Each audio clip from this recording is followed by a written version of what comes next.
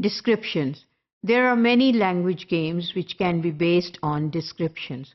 For example, the teacher may ask the students to describe the things which are in the classroom. That can be done very easily in a primary class. The students love to do that. They love to look around in the class and look for things which are in the class. In this way, they would be coming across a lot of vocabulary. They would be learning a lot of words in English and describing the things.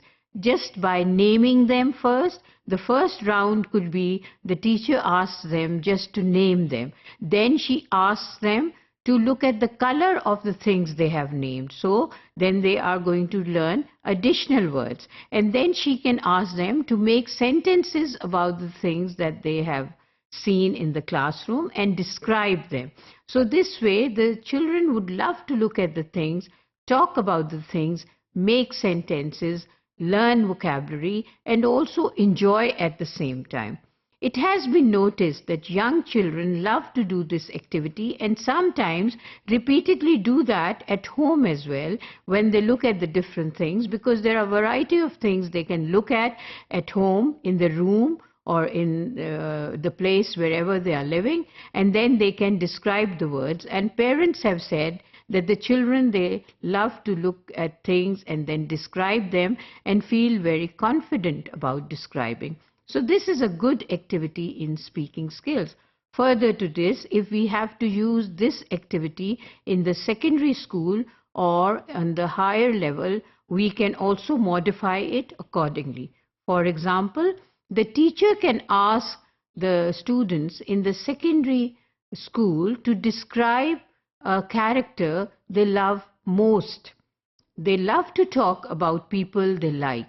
It can be a celebrity, it can be a family relation, can be a friend, anybody, but whoever they like to describe, they would learn a lot of speaking skills while describing, because they are going to talk about the characters in which they are going to use adjectives, they are going to use nouns, they are going to use sentence formation, they are going to use grammar. So in that way, in one speaking activity or a game of describing a relationship or describing a favorite character, they would be able to learn so many things in just one instance.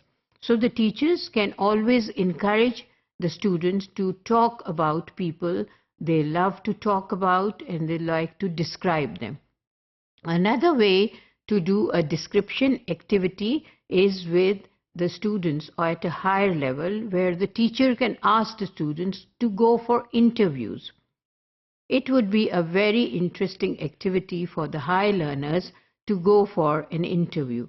The teacher may specify to look for the people to be interviewed, or she can just leave it at the choice of the student. Either she tells them, okay, you are going to interview people who are dealing with education, and that could be teachers, that could be administrators, that could be anybody who is in the education field. Or she can say, okay, you can go and interview doctors in your area.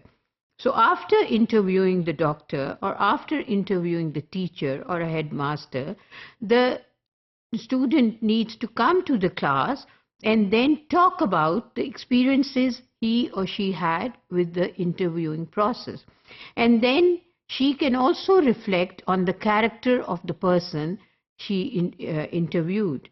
And there would be a lot of excitement amongst the students, and also they would be listening to their friends, and in that way they would be learning much more information about people and also the speaking skills of their friends, and then learn from them also.